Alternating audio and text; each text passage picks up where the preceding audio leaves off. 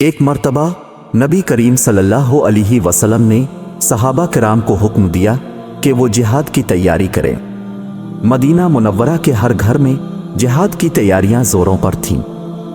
ایک گھر میں ایک صحابیہ اپنے معصوم بچے کو گود میں لیے زار و قطار رو رہی تھی۔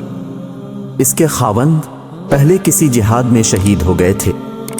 اب گھر میں کوئی بھی ایسا مرد نہیں تھا کہ جس کو یہ تیار کر کے نبی کریم صلی اللہ علیہ وسلم کے ہمراہ جہاد میں بھیجتی۔ جب بہت دیر تک روتی رہی اور طبیعت بھر آئی تو اپنے معصوم بیٹے کو سینے سے لگایا اور مسجد نبوی میں نبی کریم صلی اللہ علیہ وسلم کی خدمت میں پیش ہوئی۔ اپنے بیٹے کو نبی کریم صلی اللہ علیہ وسلم کی گود میں ڈال کر کہا، اے اللہ کے رسول، میرے بیٹے کو بھی جہاد کے لیے قبول فرمائے۔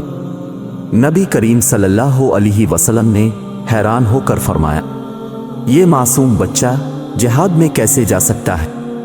وہ صحابیہ رو کر کہنے لگی کہ میرے گھر میں کوئی بڑا مرد نہیں کہ جس کو بھیج سکوں۔